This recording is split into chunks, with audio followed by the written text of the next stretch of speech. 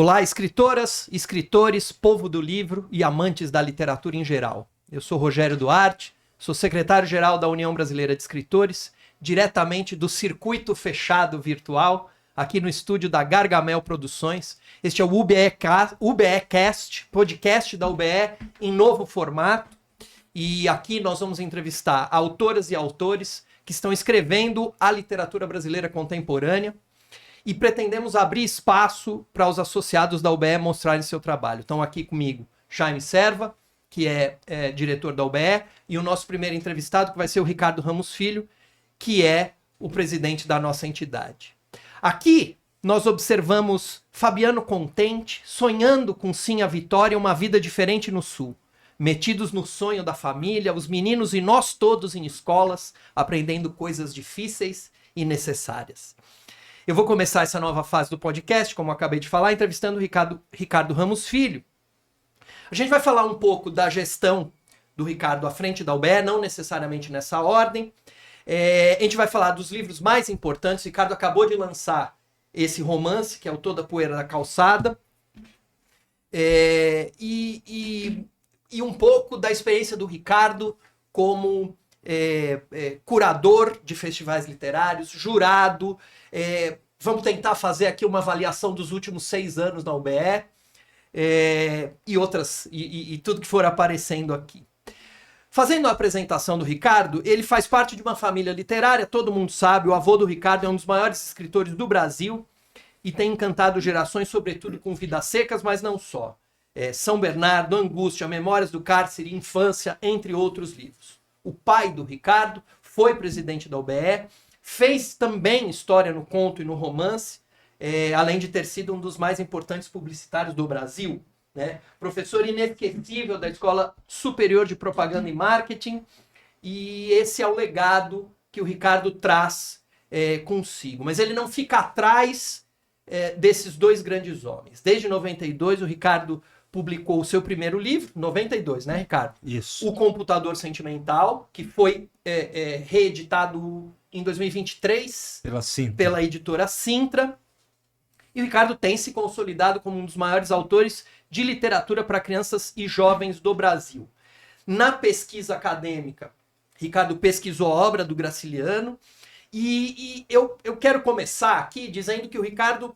Eu me lembro de ter lido, Ricardo, antes de eu entrar na UBE, antes de eu estar nesse nosso mundo aqui, literário, antes da rede social, saiu, uma coisa curiosa, saiu um artigo uma vez, numa revista da GV, da FGV, Revista de Administração, um artigo do Carpinejar, falando que a carreira do escritor tinha mudado. Que na cabeça das pessoas o escritor é um sujeito que fica trancado numa sala, escrevendo, ou ainda que pesquisando, mas assim, era uma atividade fechada. Ele escrevia, mandava o livro para o editor e a coisa acabou por aí ele começa a escrever o próximo livro. O Carpinejar dizia, mudou isso. O escritor hoje, ele participa de eventos, é chamado para mesas, dependendo da obra que ele tem, ele é chamado para falar na universidade ou é chamado para falar na escola, com alunos que leem o livro, participa de festivais, e eu acho que o Ricardo, e a gente vai falar um pouco disso, é um exemplo desse autor contemporâneo, porque o Ricardo, além de escritor, presidente da UBE, é curador e jurado de alguns dos mais importantes prêmios literários de língua portuguesa. Eu coloquei aqui principalmente Oceanos e Prêmio São Paulo, participa sempre das comissões de avaliação do PROAC, que são importantes para o mercado literário, seja quando você avalia livros, projeto de livro ou iniciativa de leitura. Você tem participação na SP Leituras também, que é uma instituição importante para as bibliotecas de São Paulo. Estou no Conselho da SP Leituras. Conselho da SP Leituras. Calma, ainda não acabei a apresentação. E como presidente da UBE, estou acabando aqui, o Ricardo conduziu uma renovação da entidade nos últimos 6 anos. Primeiro, recuperamos o Ricardo, sob a batuta do Ricardo, a importância do troféu Juca Pato. Os nomes que ganharam o Juca Pato nos últimos anos revelam essa renovação. Inácio de Loyola Brandão, Ailton Krenak, Laerte, Padre Júlio Lancelotti, Conceição Evaristo e, no ano passado, Miriam Leitão. A entidade lançou uma antologia de contos de autores brasileiros e chineses nos 2 idiomas, publicada na China e no Brasil. Em associação com a Associação Chinesa de Xangai, de escritores de Xangai. Né? Quer dizer, abrindo um espaço para o escritor brasileiro naquele que é talvez o maior mercado literário do mundo, que é a China. Quando o Ricardo assumiu a entidade, só havia prêmio Jucapato. Hoje tem concurso literário, prêmio literário de contos, homenageando Ana Maria Martins. Prêmio literário de crônica, homenageando Ruth Guimarães. Literatura infantil, Nelly Novaes Coelho, professora da universidade. Agora, nesse ano, começa na literatura para jovens, professor Nicolau Gregorini, né? Homenageado. E o poeta Cláudio Viller, que também foi presidente da nossa entidade, no concurso de poesia. A entidade participa ainda do prêmio Vladimir Herzog, na categoria livro-reportagem. Então, são 7 prêmios novos, contando agora com esse do Gregorin. E eu só acrescentaria uma coisa que eu acho importante colocar, que este nosso entrevistado de hoje, ele fez uma gestão de reconstrução da UBE. É importante dizer isso. A UBE, 6 anos atrás, estava nos últimos estertores. E a gestão do Ricardo Ramos reconstruiu a instituição. Com a palavra, Ricardo Ramos Filho. Bom, primeiro é muito bom estar aqui sendo entrevistado nesse programa de entrevistas que a gente pretende que chegue ao associado e que o associado escritor também possa vir aqui falar da sua obra, falar dos seus textos. Essa é a nossa ideia, é abrir o podcast da UBE também para o associado, né, para os escritores já conhecidos, e nós vamos ter muitos escritores conhecidos aqui, mas que também para aquele escritor que está iniciando, aquele escritor que muitas vezes não encontra lugar de fala, que ele possa vir aqui se expor sua obra, falar do seu trabalho. Isso também eu acho que é uma das coisas que a gente está fazendo no UBE importante. Eu acho tudo isso que vocês falaram aqui é verdade, sim, mas eu acho que se eu tive alguma, vamos dizer assim, alguma sensibilidade, foi na escolha de quem iria me acompanhar nessa caminhada que já dura 6 anos, né? Eu escolhi uma diretoria que tinha vontade de trabalhar, que estava a fim de trabalhar, e isso tudo não fui eu que fiz, isso a gente fez junto, né? Então eu acho que sim, eu me considero uma pessoa de muita sorte, então eu tive a sorte de encontrar esses companheiros dispostos assim, já me reerguer a UBE e tentar colocar a UBE no lugar que é dela, que sempre foi dela. E a gente ainda não conseguiu colocar a UBE onde a gente queria. Nós ainda estamos lutando, nós temos ainda um trabalho que eu diria que é quase que um trabalho insano no sentido de trazer mais associados para a UBE.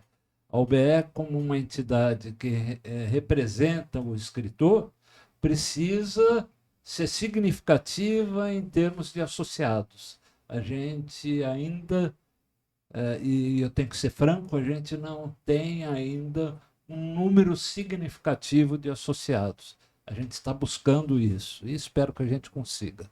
Vamos conseguir, com certeza.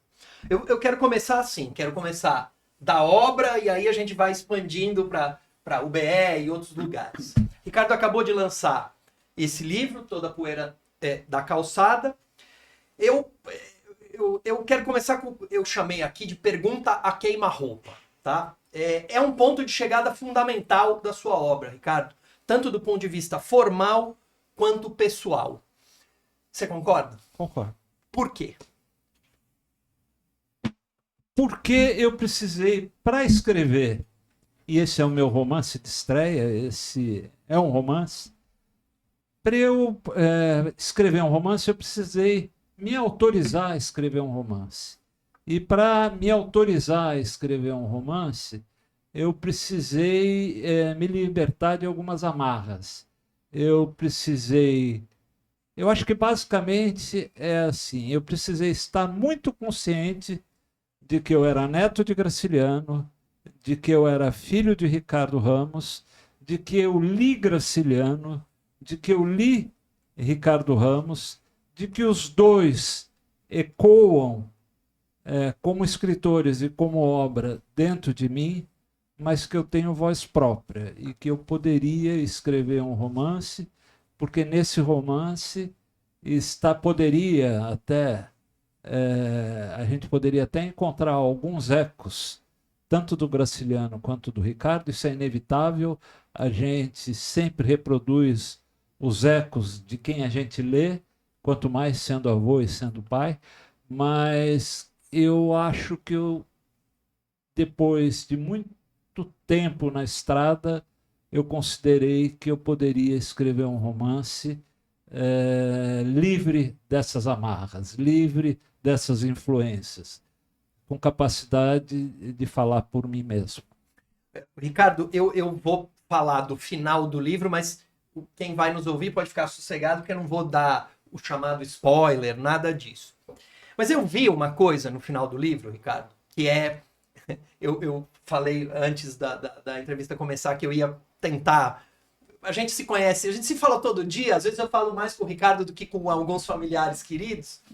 Então, mas eu prometi que eu ia fazer uma entrevista que eu ia tentar surpreender o Ricardo. Então, no final, sem dar spoiler, no final, esse romance tem uma avaliação da vida. Tem um pouco a ver com o que a gente conversou com o Chico Sá em algum outro momento do dia de hoje, né? Assim, tem uma espécie de avaliação pessoal do narrador, e eu não consigo deixar de olhar esse narrador e pensar em você, que eu juntei, Ricardo, com muitos livros da literatura brasileira, desde o século XIX até aqui, que fazem uma avaliação um pouco amarga. Tem um trecho, depois eu vou retornar a isso, eu quero fechar a entrevista com isso, mas tem um trecho que é o seguinte: no fundo, e como é horrível perceber isso, só me preocupo comigo mesmo, com meu bem-estar e meu conforto. Então, com a porta aberta e sem o menor pudor, choro todo o meu percurso nessa situação tão difícil e triste, lamentando não ter sido capaz de mostrar o amor que sinto. Autoficção, Ricardo? Tem muito de você nesse narrador? Tem. É inevitável isso. Eu acho que qualquer escritor que escreva ficção não consegue fazer ficção puramente, né? Ele vai estar também inserido dentro do texto, né? Então aí não é o Ricardo Ramos Filho quem está falando. Quem está falando aí é o Rodrigo Ferreira Ferro. Mas é claro que o Rodrigo Ferreira Ferro, a personagem Rodrigo Ferreira Ferro, tem muitas coisas minhas, tem muitas coisas que eu sinto. Ele muitas vezes sente por meio do que eu sinto, ou eu sinto por meio do que ele sente. Muitas vezes a gente se mistura. E tem uma coisa também do final, é que o trecho que eu selecionei é um pouquinho longo e eu vou ler um pedaço só. Não tenho fé, entretanto, ser ateu para mim é uma condenação. Adoraria acreditar em alguma força superior, crer em vidas posteriores. Aceitaria de bom grado a existência de uma divindade. Contudo, e considero estar aí o maior problema, não fui educado para ser religioso. E aí vem uma reflexão muito angustiante, eu acho, num certo sentido, de não tendo a fé ou alguma crença em alguma igreja, seja ela qual for, depois você cita, né? A gente é treinado desde criança para aceitar Jesus, Buda, Krishna, seja qual for o Salvador. E aí eu te pergunto, Se não tem essa referência moral, ética, foi a literatura que ocupou na tua vida e na vida desse narrador esse lugar, e depois você amarra isso com uma certa militância, né? A referência moral não existe enquanto fé em alguma religião. Exatamente. Mas a referência moral existe como fé no humano, no ser humano. Para mim,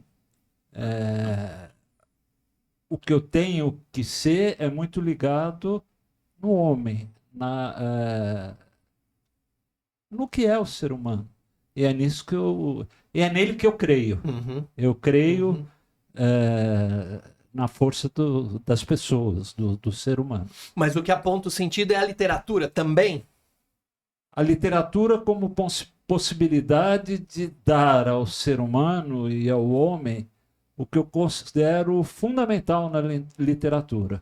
Eu acho que sem literatura não há sensibilidade.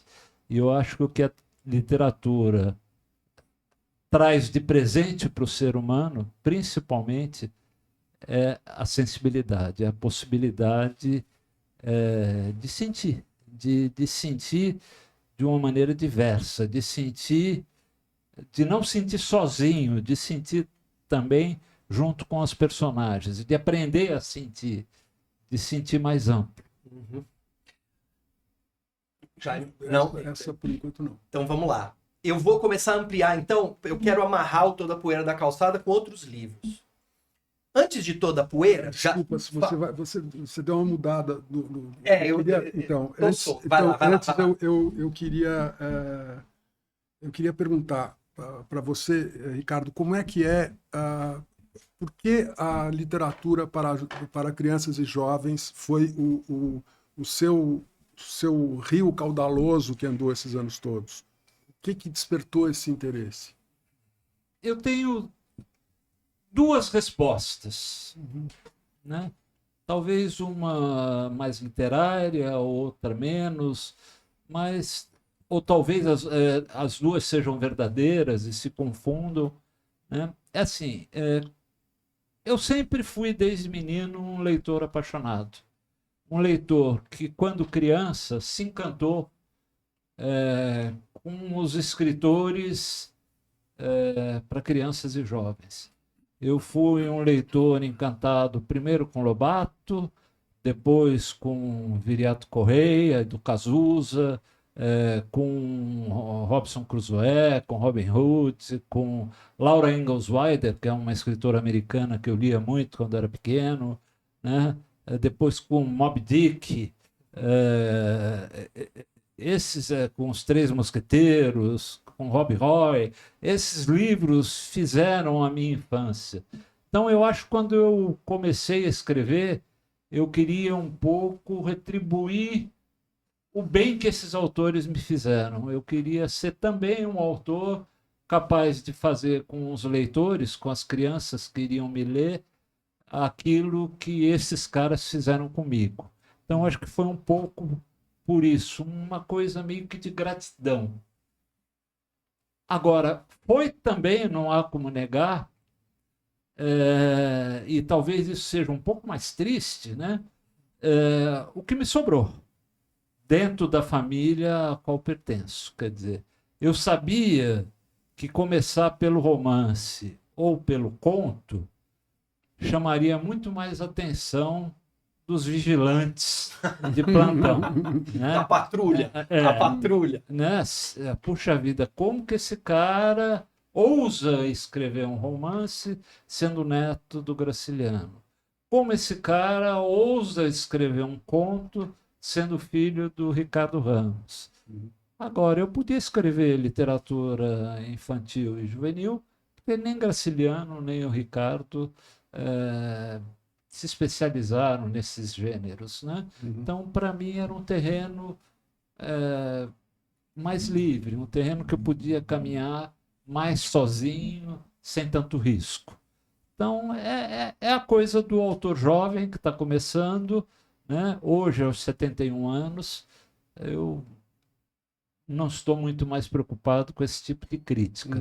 Mas naquela época essa preocupação havia, e eu só acreditei que eu podia ser escritor assim, com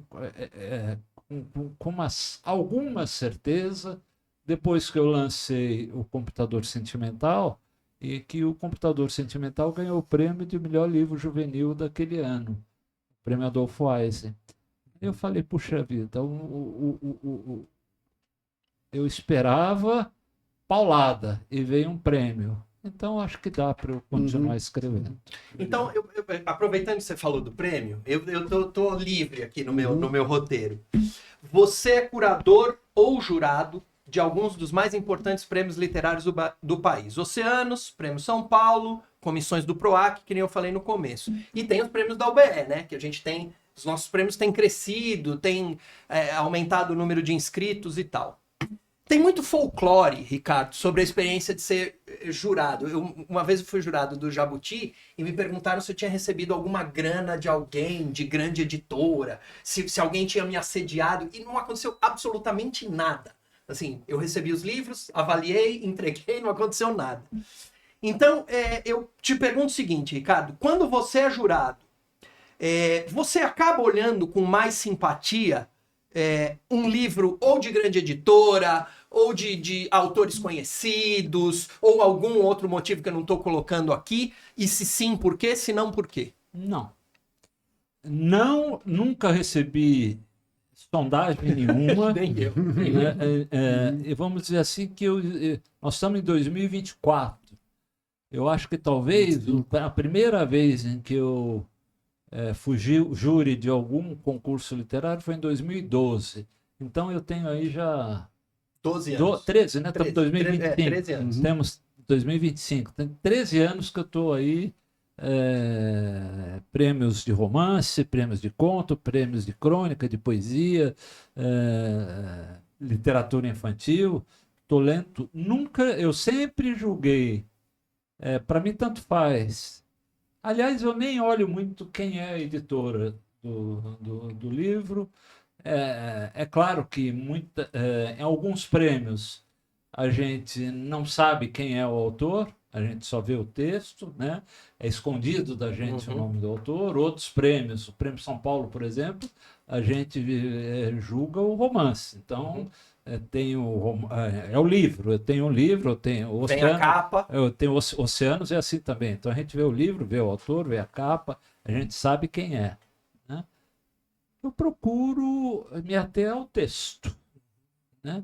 Até porque o que eu gosto, em primeiro lugar, eu gosto muito dos autores, alguns são meus amigos, mas o que vem para mim, em primeiro lugar, é a literatura. E ali eu estou lendo, eu estou julgando o que eu li, a força daquele texto escrito. E até como escritor, eu tenho que ser o mais absolutamente fiel possível ao que eu acho. E é assim que eu faço. Eu dou uma nota, não me interessa. Pode ser meu amigo, pode ser conviver comigo. Se eu gostar, eu dou nota boa. Se eu não gostar, eu dou nota ruim. E como é que é o método, Ricardo? Depende do prêmio. Na prática, assim. Depende do prêmio, né? O Prêmio São Paulo, você dá, por exemplo, notas para algumas categorias, né? Por exemplo, inovação, a própria literatura, algumas classes, algumas categorias, notas de 1 a 5 quebrado. E a gente lê o texto e dá essas notas, né? Que depois todos os jurados, são vários jurados, essas notas são somadas, há uma média e ganha aquele que tiver uma pontuação maior. Não, mas geralmente é assim. Eu digo o teu. Você pega o livro na mão, você lê 10 páginas, lê o meio do livro? Depende. Para mim tem às vezes a gente pega, por exemplo, prêmios que a gente tem que ler 200 livros em um mês e meio. 200 romances em um mês e meio. Obviamente, todo mundo deve saber que a gente não vai ler os 200 romances inteiros, né? Isso eu aprendi com meu pai. Algumas coisas a gente aprende. Ele falava assim: filho, se o livro começar bem, se o livro, no meio do livro, for bom, e se o livro terminar bem, ele é bom.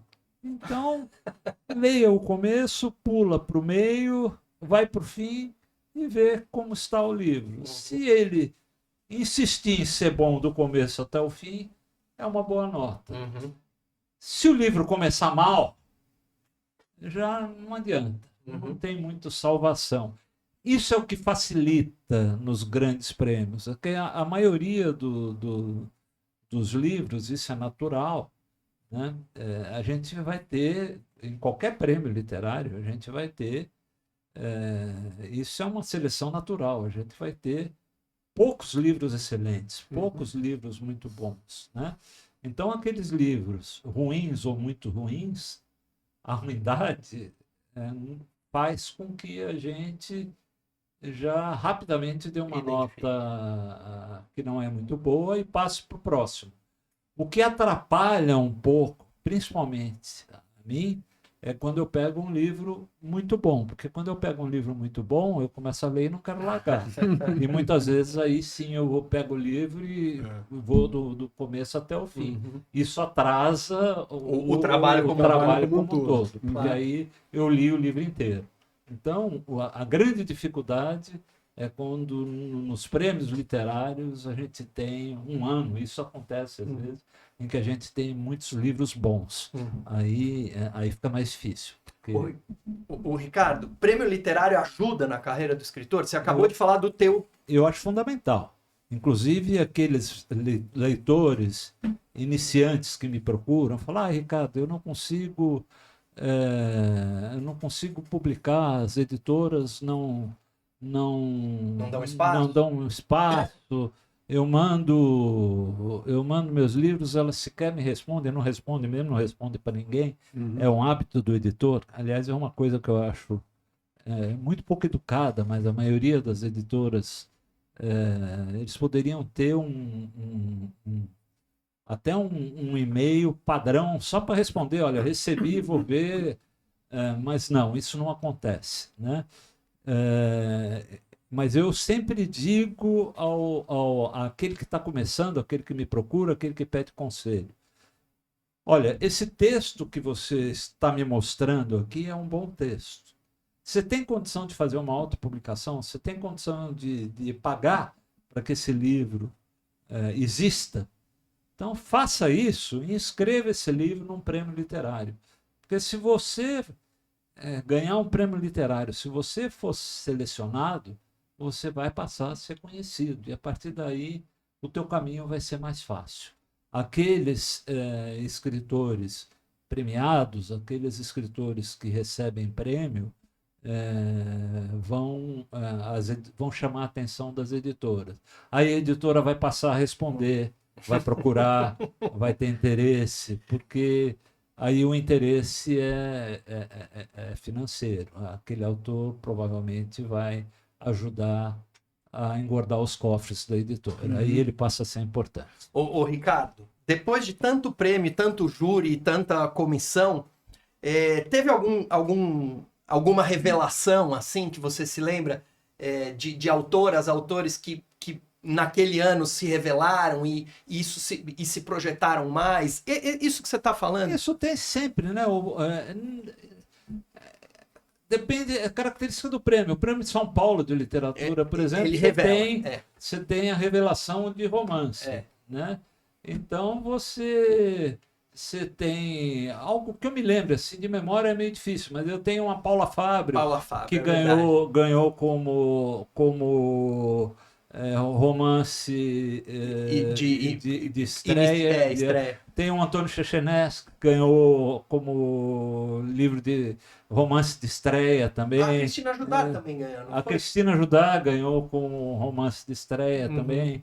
Então, você vê que esses autores todos hoje estão muito bem sendo publicados A Aline Bay, eu acho que ganhou é verdade, a Aline Bay também ganhou com o livro de romance de estreia. Eu acho que o Peso do Pássaro Morto ganhou o prêmio São Paulo como romance de estreia. Então, esses autores todos hoje estão muito bem, estão na Companhia das Letras, estão sendo editados, são autores muito respeitados. Então, é mais uma prova de que os concursos ajudam. O Ricardo, antes de Toda a Poeira da Calçada, você lançou 2 volumes de crônicas, né? O Conversa Comigo, pela Penalux, e o Cidade Aberta e Cidade Fechada, pela Record. Por que escrever crônica ainda? Porque a crônica, para mim, eu sou uma pessoa que observo muito o cotidiano, que observo muito o mundo em volta de mim. E eu acho que dessa observação, naturalmente, surge a crônica. Eu me considero... eu estou sempre... eu sou um garimpeiro de histórias. Eu ando pelas ruas prestando atenção nas histórias que estão pelas ruas. E o que eu faço quando eu vejo uma história é escrever uma crônica a respeito dessa história. E essas crônicas são publicadas em revistas, em jornal. E aí, quando eu vejo... por exemplo, agora, eu quinzenalmente estou escrevendo crônica para o jornal Rascunho, que é um jornal do Paraná, né, de Curitiba. Então, é assim, quinzenalmente sai uma crônica no Rascunho. Daqui a pouco eu vou ter um número de crônicas suficientes para escrever, para publicar um livro de crônicas. Então, esse é mais ou menos um caminho natural. Eu acho isso bom também para o escritor, como uma maneira dele se disciplinar, né? Claro, por exemplo, agora nesse momento eu estou escrevendo um romance, estou na metade do meu segundo romance, mas de 15 em 15 dias eu tenho que escrever uma crônica, eu tenho que sentar e escrever uma crônica. Isso me obriga a escrever um texto quinzenalmente, aconteça o que acontecer. O romance, eu posso largar um mês, pegar daqui a um mês, posso, de repente, me dar uma febre, levar 10 dias escrevendo e depois largar. Romance a gente escreve indo e voltando para ele. A crônica não. A crônica que eu publico num jornal que eu tenho data para entregar é um compromisso assumido. Isso me disciplina. Mas eu fiz a pergunta por causa do meio, né? Porque a crônica estava muito... na sua origem, vamos dizer assim, ela é muito associada ao jornal, e o jornal num formato que ele já não tem mais, né? Ele tá menorzinho, o jornal e tal. Mesmo assim, no meio digital, vamos dizer assim, a crônica, para você, ela continua viva? Continua viva. Ela sai num jornal digital, claro. Até porque é o futuro dos jornais, né? Os jornais em papel praticamente acabaram, né? Mas vai continuar existindo o jornal digital, as pessoas continuam lendo os jornais digitais e continuam lendo as crônicas que estão nos jornais digital, né? Então, isso para mim é uma coisa que eu gosto de fazer. Eu gosto de escrever crônica. Eu me considero um cronista. Eu vou voltar para os infantis, para os livros para criança e adolescente, porque eu penso, Ricardo, que literatura para criança e jovem tem uma certa... Eu vou usar uma palavra que não quero que vocês tomem no sentido muito político. Tem uma certa militância, mas militância não no sentido político partidário, eu quero dizer. Tem uma tentativa... Porque quando se pensa em literatura para criança e jovem, sempre se pensa em utilizar aquele livro na escola, sempre tem uma dimensão... Não é um livro didático, mas sempre tem um projeto de alcançar um público escolar, vamos dizer assim. Pergunto, você quer mudar o Brasil com a literatura infantil e juvenil? Não. Não? Não. Eu quero que a literatura infantil e juvenil seja, para a criança e para o jovem, o que ela foi para mim. E o que essa literatura foi para mim? Diversão. Né? Eu quero, é isso que eu falo sempre, eu quero que quando um menino acabe de ler um livro que eu escrevi, um menino, seja criança ou seja jovem, que ele acabe de ler o livro que eu escrevi e que ele tenha vontade de ler outro livro. Então eu quero colaborar para essa vontade. Eu quero que ele se sinta assim, puxa, como essa história foi legal. Eu quero mais, eu quero ler uma outra história. Então, eu acho que o papel da literatura para crianças e jovens está longe do papel didático. Eu acho que o escritor de literatura para crianças e jovens tem que tentar, mais que ele puder, ficar longe desse didatismo e lembrar que literatura para crianças e jovens foi feita para divertir a criança e o jovem. É quase que um brinquedo, né? A criança tem que pegar o livro infantil e o jovem o livro juvenil e ler aquilo, se divertir e cada vez mais acreditar naquela diversão a ponto de ler outros livros. Eu fiz essa pergunta, Ricardo, porque conhecendo você, né, a gente se conheceu pela internet, pelo Facebook. E muita gente toma contato contigo e com os teus livros. Eu conheci você na festa de entrega do Prêmio Jabuti. Não, mas a gente se conhecia. A gente se conhecia pelo Facebook. Aí eu falei, você é o Ricardo Ramos. Tá, mas isso não é conhecer. É a coisa do mundo moderno. Conhecer alguém pela internet não é conhecer ninguém. Conhecer é quando a gente dá a mão, a gente se abraça, aí a gente se conheceu. Foi o que aconteceu. Foi o que aconteceu. Mas eu quero falar exatamente disso. Tem um concorrente muito poderoso na jogada em relação à literatura para criança e jovem, que é a rede social, ou ampliando, o mundo digital, que em certa medida distancia. Mesmo o iPad com game, mesmo com livros no iPad, eles distanciam em alguma medida a criança e o jovem do livro, desse contato material, físico, corporal com o livro, o cheiro do livro, o livro para criança e jovem grandão, com ilustração e virar a página. Tem todo um repertório que é inclusive do corpo. E eu fiz a pergunta, você quer mudar o Brasil com a literatura? Porque na rede social você é muito militante. E aí sim, num sentido político. Na rede social eu sou muito militante e sou uma coisa que eu não quero ser na literatura. Eu sou panfletário. Né? A literatura não é para ser panfleto. A literatura é para trazer para o leitor um texto que permita diversas leituras. Nas redes sociais, o meu texto só permite uma leitura. É aquilo que é a crítica que eu estou fazendo, ponto. Só aquilo. E aí é isso que eu quero pensar aqui contigo. Porque muita gente diz que a gente está vivendo um boom da literatura brasileira, não tenho dúvida disso.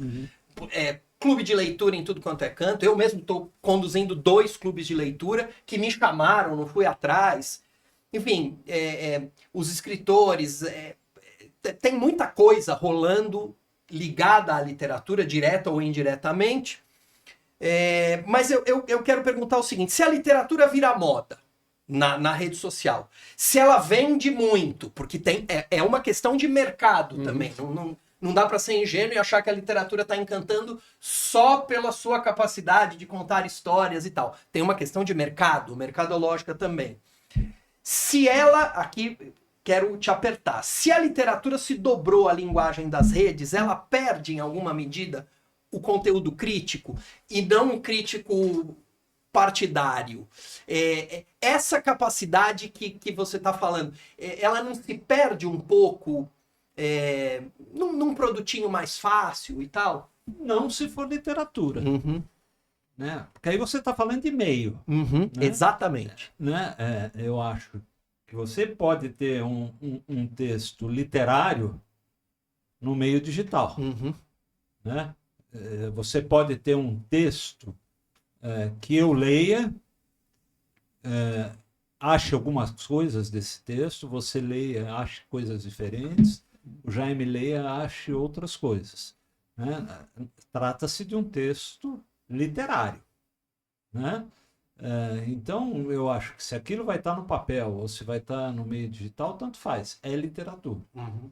Agora, tanto no papel quanto no meio digital, nós vamos encontrar textos que não são literatura. Uhum. Textos que são textos fáceis, textos que a gente pode ignorar. A gente não há premência de ser lido. Né?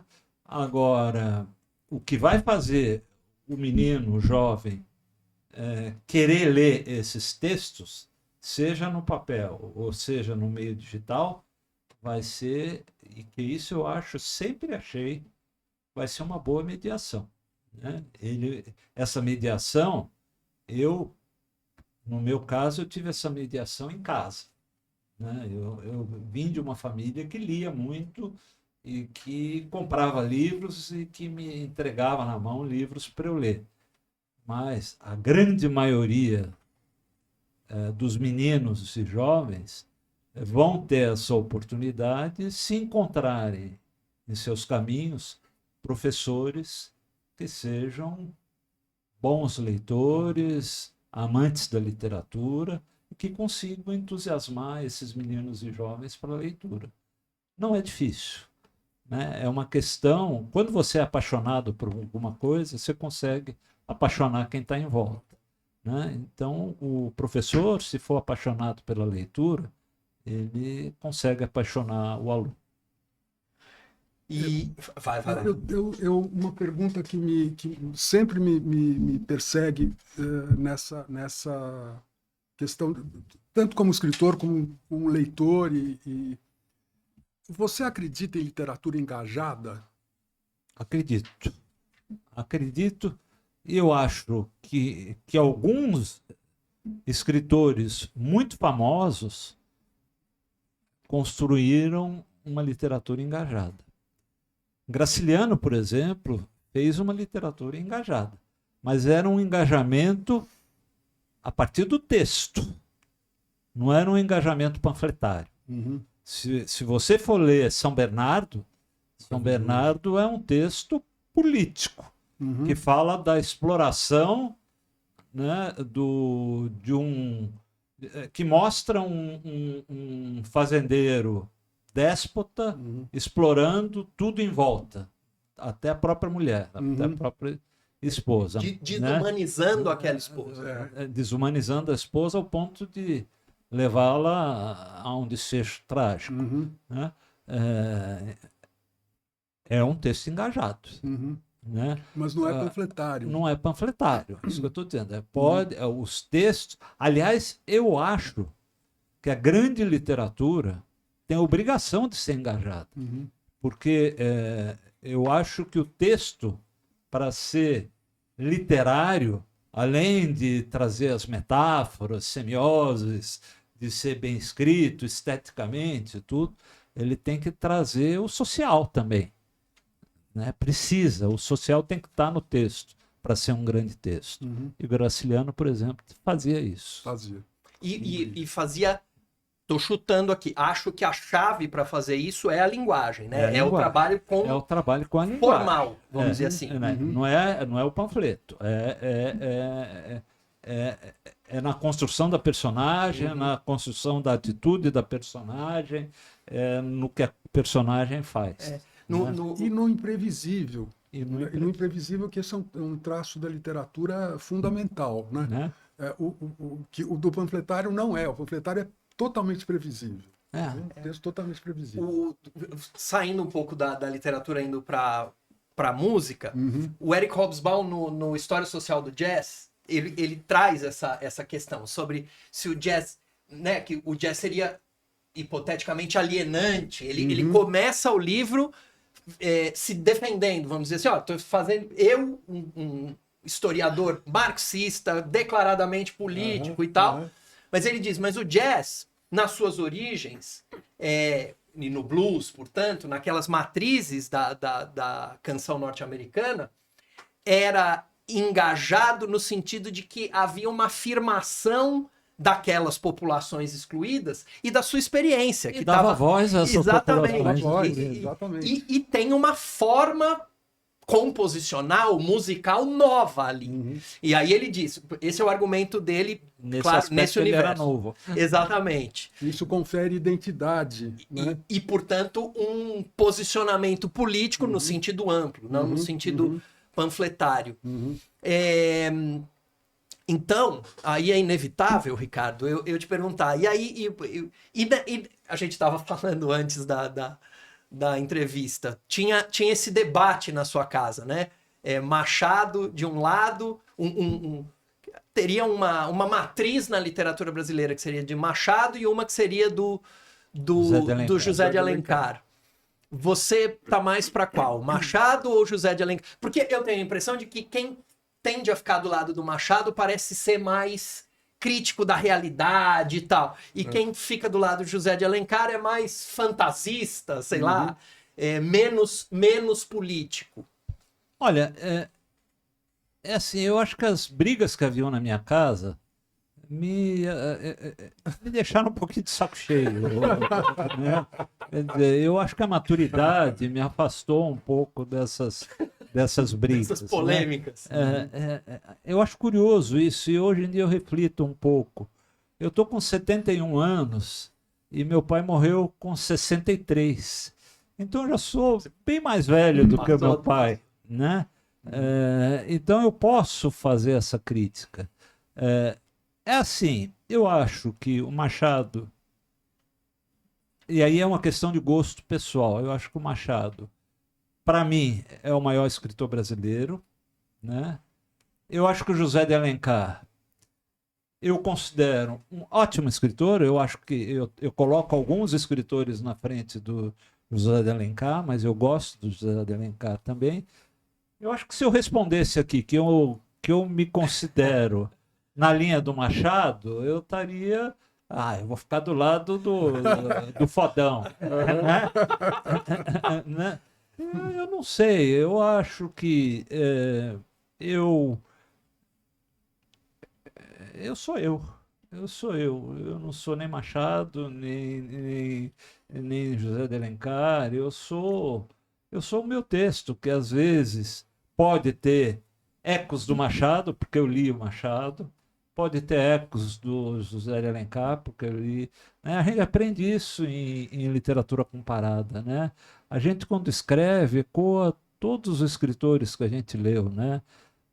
Então, eu acho que eu trago no meu texto todos esses caras que eu li. Esse repertório. Todo esse repertório.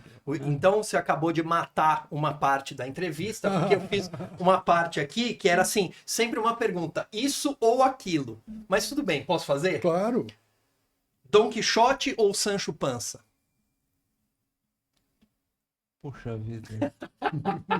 Não é para justificar, Dom Quixote. E o Daílson ou Lígia Fagundes Telles? Lígia. Essa de Queiroz ou Machado de Assis? Machado. Beatles ou Rolling Stones? Beatles sempre. Eu costumo dizer que se o mundo um dia eu tiver que escolher, tiver que acabar toda a música e só ficar alguma coisa, para mim, se ficar os Beatles, tá bom. Sou obrigado a concordar. Carolina Maria de Jesus ou Clarice Lispector? Puxa vida, que me desculpem, mas Clarice. Tá bem. Cecília Meirelles ou Vinícius de Moraes? Vinícius de Moraes. Sabia que você ia responder Vinícius de Moraes. Fernando Pessoa ou Drummond? Drummond. Agora, inevitável. Guimarães Rosa ou Graciliano Ramos? Cara, entre os dois GR, meu coração balança. Né? Cara, é assim. Talvez o livro brasileiro que eu mais goste seja O Grande Sertão. Né? Mas é assim, se eu pegar a obra do Guimarães Rosa e a obra do Graciliano, eu acho que eu vou ficar com o Graciliano. Eu concordo com você. Muito bom. Talvez o infarto tenha impedido o Guimarães de tocar adiante. De fechar esse ciclo. Mas eu concordo com você, o Graciliano é um autor maior. Eu quero aproveitar eu brinquei aqui com essa, mas a UBE, você já fez, né, uma breve avaliação, a gente tem que ter mais associados, mas eu queria, Ricardo, assim, falamos aqui, o UBE cresceu bastante nos últimos 6 anos, já me falou muito bem. Mas eu queria que você fizesse um balanço desses 6 anos, pensasse projetos, avaliasse coisas que ficaram aí, né? Quando a gente pegou o UBE... A gente pegou uma UBE quebrada. Exato. Sim. Esse é um bom começo. A primeira coisa que a gente fez quando a gente pegou a UBE foi: vamos pagar as contas, vamos sanear a empresa como entidade que representa os escritores. E a gente conseguiu fazer isso, né? Hoje a UBE é uma entidade que não deve para ninguém, que tem dinheiro em caixa, consegue. Nós não somos uma entidade rica, mas a gente consegue pagar algumas coisas. Né? Então, acho que assim, disso eu me orgulho e eu acho que todos nós nos orgulhamos. Né? Eu acho que o papel de todos nós, diretores, e é o que eu espero de mim e que eu espero dos diretores também, é que a gente consiga ser o mais criativo possível, que a gente consiga trazer ideias para a UBE. Né? Por exemplo, essa semana, um diretor, o Marcos Kirst, me alertou por um fato que eu acho um fato importante e que eu acho que a gente precisa começar a usar. Ele falou, cara, o prêmio mais importante da UBE é o Juca Pato. Qual é o número do Juca Pato? Porque o Jabuti, eles estão fazendo o prêmio o 64, é o prêmio 64º prêmio Jabuti. Que número que é o Juca Pato que nós estamos fazendo? Que loucura. Se a gente puser o número na frente do Juca Pato, a gente vai valorizar o prêmio. É uma importância, claro. É muito importante que a gente... E ele falou, e a gente precisa, todos esses prêmios novos que a gente criou, a gente precisa sempre trazer o número. Primeiro, segundo, terceiro, quarto, quinto, que é para mostrar que aquilo continua, que aquilo já dura 3, 4, 5, 10, 20, 30, 40 anos. O primeiro Juca Pato, se não me engano, foi entregue em 63 ou 64. 63. 3, né? De lá para cá, quantos aconteceram? Eu acredito que uns 80, né? Por aí. Eu sei que tem um período que ficou 100. Acho que um ano. Ficou 100. Mas isso valoriza o prêmio. Valoriza mesmo. Então, assim, a minha expectativa, nós estamos fazendo, por exemplo, uma coisa que pouca gente sabe. Né? Nós fizemos o ano passado uma coisa da qual todos nós nos orgulhamos, que é a edição bilíngue chinesa. Nós vamos fazer uma edição bilíngue com a Palestina, com textos de escritores de Gaza. Né? Eu acho isso uma coisa muito importante. Nós vamos saber o que os escritores que estão vivendo aquela calamidade em Gaza estão escrevendo. Né? Então a gente vai ter essa chance de ler esses caras. Eu acho que isso é muito importante. A gente tem um projeto de fazer isso também com a Coreia do Sul. Então, de alguma maneira, a gente está olhando também uma literatura que sai do Brasil, uma literatura que vem de lá de fora. Então, eu acho isso. Eu acho que nós estamos muito abertos. Né? Eu sonho, nós, durante a pandemia, pouco antes da pandemia, e foi uma sorte da gente, nós fechamos a sede da UBE. Né? Nós hoje não temos uma sede onde a gente possa ir, onde a gente possa se reunir, receber o escritor, onde a gente possa receber o escritor. A gente precisa, isso é um anseio de todos nós, e a gente precisa caminhar em direção a isso, né? Nós tivemos a gente sonhou em fazer isso, né? Nós tivemos o primeiro congresso de escritores em 45, o segundo em 85, 40 anos depois. E a gente sonhou em fazer 40 anos depois, em 2025, o terceiro.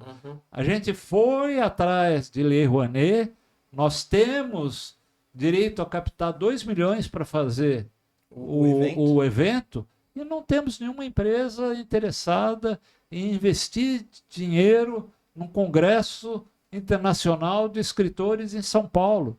Seria uma coisa muito bacana. Estamos correndo atrás? Estamos, mas está difícil. Né? Então, tudo isso são sonhos. Eu acho que a gente, principalmente, precisa ser criativo e precisa sonhar. Muito bem, a gente está se encaminhando para o final. Eu vou começar a voltar para Toda a Poeira da Calçada. Eu não sei se você já percebeu, mas o final do livro está alinhado numa tradição da literatura brasileira que, na falta de nome melhor, eu vou chamar de tradição do fim amargo. Tem no Memórias Póstumas, eu fiz um levantamento assim de primeira. Tem no Memórias Póstumas o famoso capítulo das negativas. Tem no Ateneu, só para olhar um pouquinho para o século XIX. Final do Ateneu, aquela escola pegando fogo e tal. Tem no Macunaíma, embora seja um sorriso meio amargo, mas tem no Macunaíma.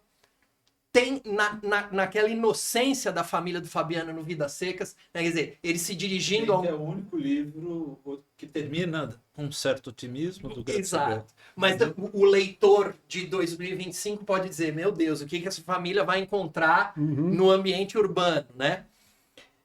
Tem na Estrela de Mil Pontas, da Macabea na Hora da Estrela, né? Quer dizer, tem ali uma avaliação... No final da Hora da Estrela. E ficando mais perto da gente, né?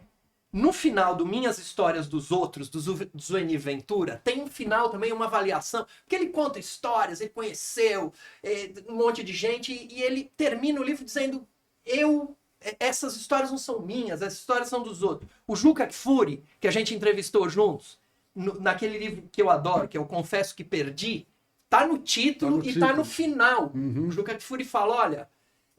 minha geração não conseguiu... Não deu certo. Não deu certo, não conseguiu fazer o Brasil o que ela sonhava e tal. E eu acho que o teu livro tem um pouco desse final um pouco amargo, um pouco... embora o amor apareça ali nas últimas páginas, né, o amor como apontando uma alternativa, a última parte ela tem um pouco disso. Então pergunto, aquilo que você quiser, a esquerda, o campo democrático, o progressismo no Brasil, né? Estou ampliando. Pode vencer?